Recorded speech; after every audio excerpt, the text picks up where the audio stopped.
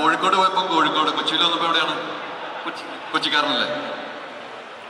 പരിപാടി അവസാനിക്കാറായതുകൊണ്ട് തന്നെ ഈ അവസരം ഞാൻ ഒരു നന്ദി പ്രകാശനം പോലെ ഉപയോഗിക്കുകയാണ്. അവസാനിച്ചിട്ടില്ല.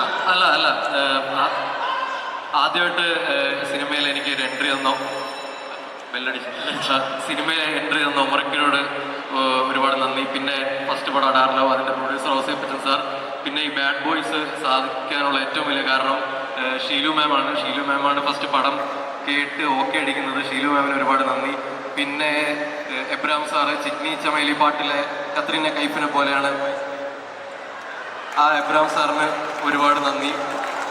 പിന്നെ സെപ്റ്റംബർ 13 പടം റിലീസ്. സെപ്റ്റംബർ 13 എൻ്റെ ബർത്ത്ഡേ ആണ്, 30 വയസ്സാവും. കല്യാണം കഴിഞ്ഞിട്ടില്ല. കേരള മാട്രിമോണിയിലും മലയാളിസാദി.com ഒക്കെ അക്കൗണ്ട് എടുത്തിട്ടുണ്ട്. ഇതുവരെ പെണ്ണ് കിട്ടിയിട്ടില്ല.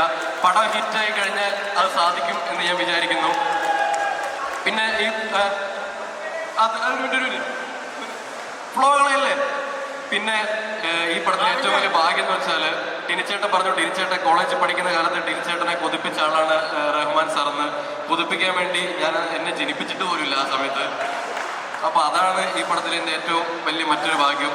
പിന്നെ ഏറമ്മ പോലെ ഒരു ബ്രഹ്മാണ്ഡ പടം നിൽക്കുമ്പോഴും അത് വിട്ട് നമ്മുടെ പടം പ്രൊമോട്ട് ചെയ്ത് അത് വിജയിപ്പിക്കാൻ വേണ്ടി ഇവിടെ വന്ന ലിസ്റ്റിൻ സാറിന് ഒരുപാട് നന്ദി.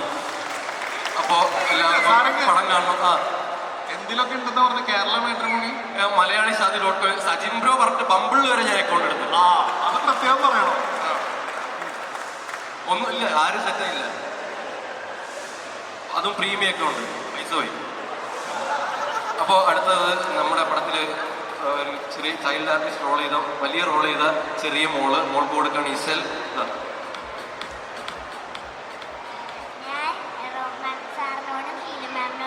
വലിയ താങ്ക് യു പറയുന്നു. ഇതെൻ്റെ ഫസ്റ്റ് മൂവിയാണ്. പിന്നെ ഒമർ സാറിനോടും ഞാൻ ബിഗ് താങ്ക് യു പറയുന്നു. പിന്നെ എബ്രഹാം സാറിനോടും ഞാൻ ബിഗ് താങ്ക് യു പറയുന്നു.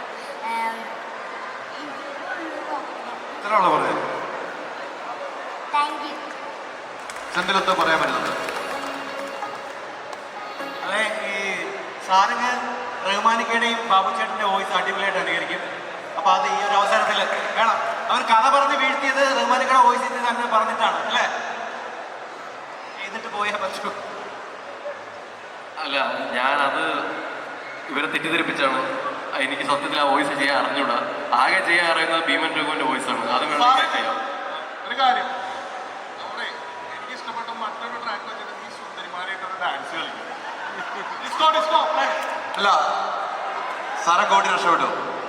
എന്തായാലും നമുക്ക് സമയം തോമസ് സാറും ഭാവിച്ചു